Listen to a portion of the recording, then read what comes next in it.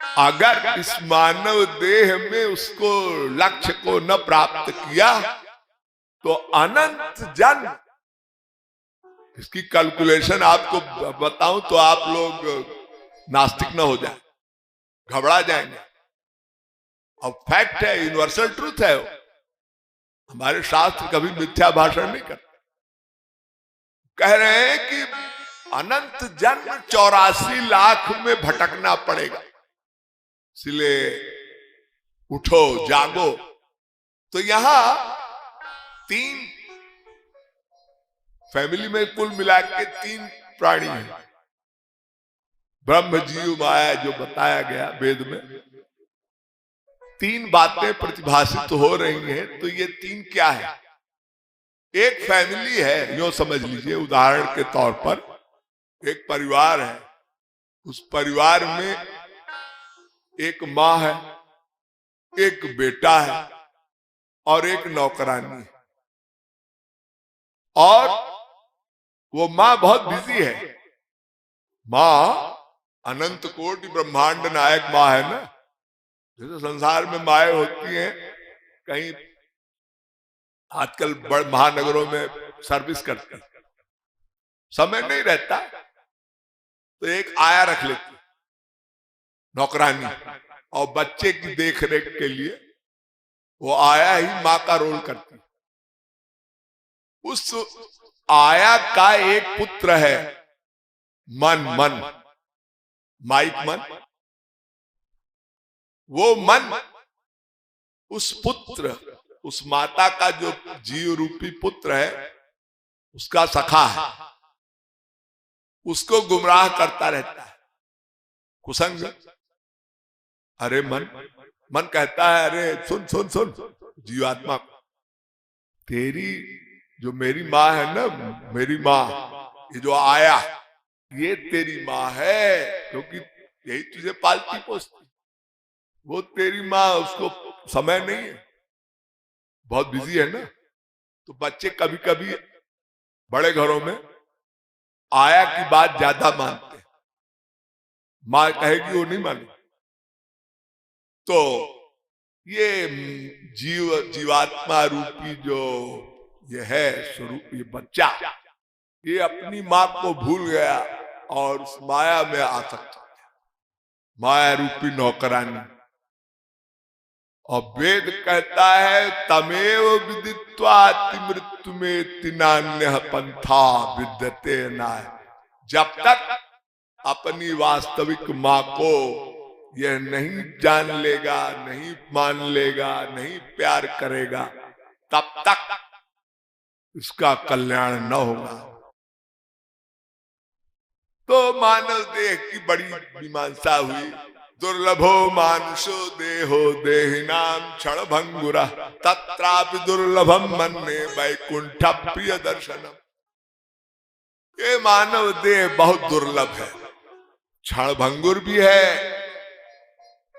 कब छिन जाए आयुष्यम जललोल बिंदु चपलम फेनोपमम जीवितम। पानी केरा बुलबुला आसमानुख की जात, देखत ही छुप जाएगा। जो तारा प्रभात, कबीर कहते हैं ये ऐसा बुलबुला है, कब चलते चलते जल में फूट जाए, हवा खत्म, वायु खत्म, समाप्त, जीव समाप्त। जैसे सवेरे भोर में तारे गायब हो जाते हैं, ऐसे ही ये मानव देह क्षणभंगुर है, कब छिन जाए कोई भरोसा नहीं। शंकराचार्य ने बड़ा सुंदर लिखा, दुर्लभम त्रय में वै तत् दैवानुग्रह कारकम मनुष्यत्वम मुमुक्षुत्वम महापुरुष संभव। मुमुक्षु होना, मानव देह मिल जाए और संत भी मिल जाए, कोई महापुरुष मिल जाए। क्यों? गुरु बिनु हो ही कि ज्ञान, अज्ञान की हो ही विराग बिन। गुरु मिल गया, लेकिन ज्ञान वैराग्य, कभी वैराग्य नहीं हुआ, कभी सही ज्ञान नहीं हुआ, तो हमारे पास 56 व्यंजन हो, हम उसको सेवन न करें तो हमारा दुर्भाग्य है ना। नारद जी ने प्रेम की लिए दो बातें बताई। मुख्यतस्तु महत्कृपयो भगवत कृपा ले शात्वा। मुख्य रूप से भगवान का प्रेम दो प्रकार से मिलता है। भगवान का प्रेम भगवान श्री कृष्ण से या उनके भक्तों से। तो ये भक्त मिले कैसे, प्रश्न ये उठा। तो नारद जी ने दूसरा सूत्र लिखा, दुर्लभो अगम्यो महत्संगस्तु दुर्लभो अगम्यो अमोधश्च। ये महत्संग जो है ये दुर्लभ है, अगम दुर्लभ तो है, लेकिन मिल जाए तो इनको समझना बहुत कठिन है। तो क्या करें?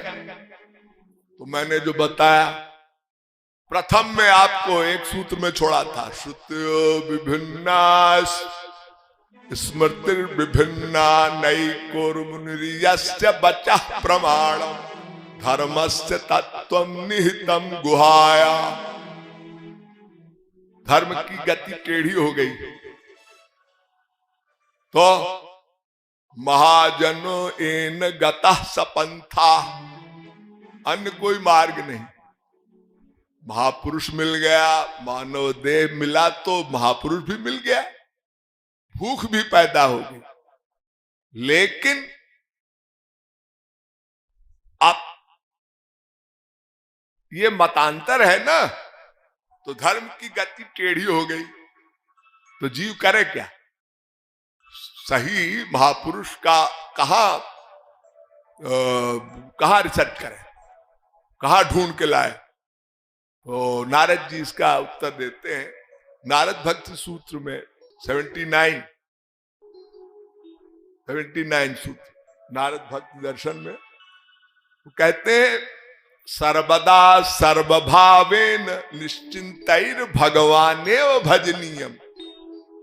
अरे मनुष्य, सदा सर्वदा भगवान का स्मरण चिंतन भजनीयम, भजन करते रहो।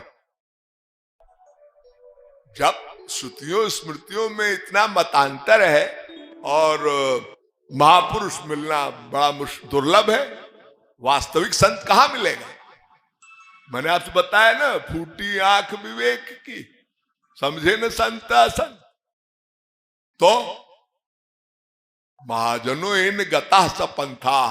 और नारद जी कहते हैं महत्संगस्तु दुर्लभो अगम्यो अमोधश्च। महापुरुष मिल जाए तो उनको समझ नहीं सकते, और समझेंगे नहीं तो फिर डायरेक्शन कहां मिलेगा सही सही, तो हमारा लक्ष्य कहां प्राप्त होगा?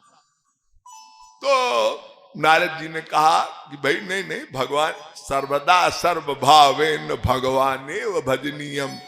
भगवान की ही भक्ति करते रहो तो उनकी कृपा से अनुग्रहित होगे। तो अब मोहि भरोसा हनुमंता, बिनु हरि कृपा मिलहि नहीं संता। तो भजन करते करते भगवान की कृपा से अनुग्रहित होंगे, तब जाकर आपको सही संत भगवान मिला देंगे। ये कंक्लूजन हुआ। तो ये मानव देह की जो व्याख्या हुई कि भाई मानव देह मिल गया और महापुरुष भी मिल गया और भूख भी है, तो लक्ष्य क्यों नहीं मिला?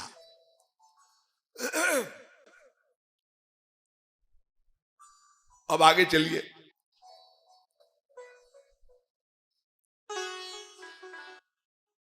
ये जो मैंने पूर्व पक्ष में बताया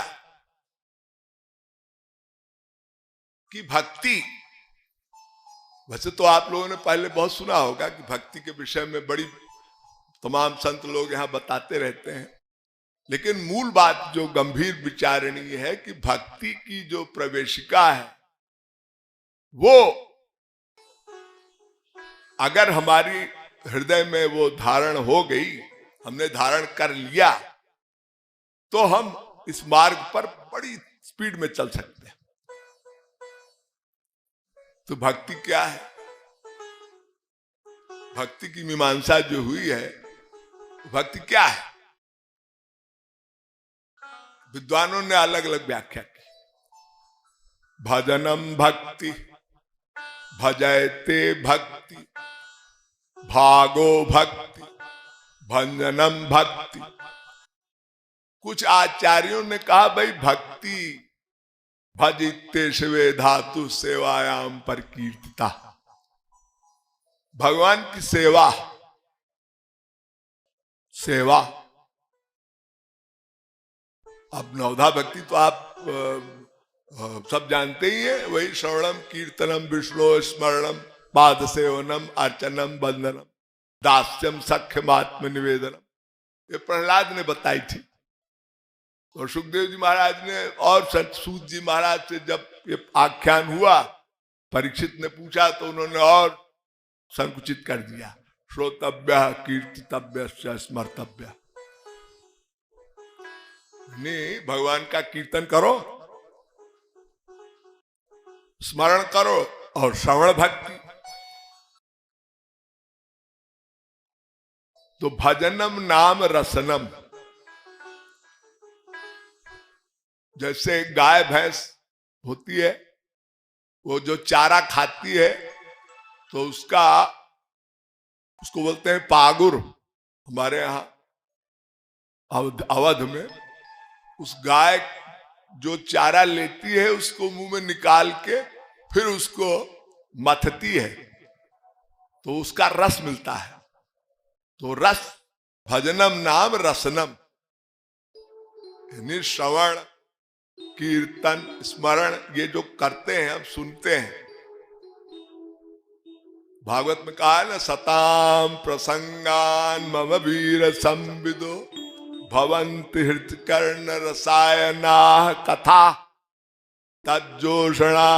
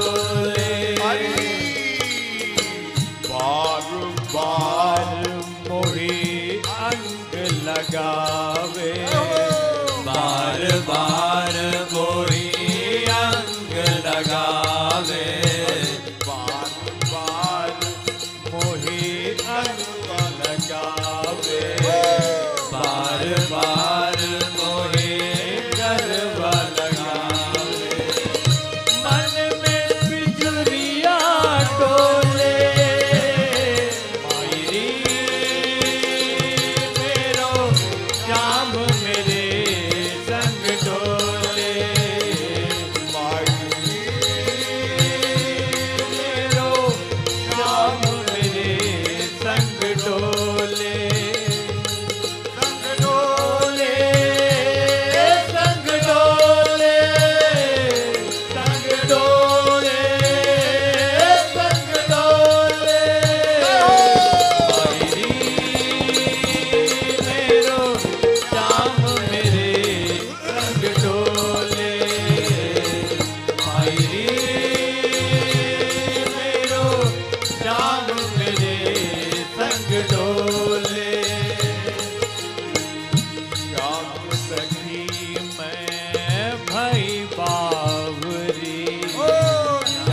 सखी मैं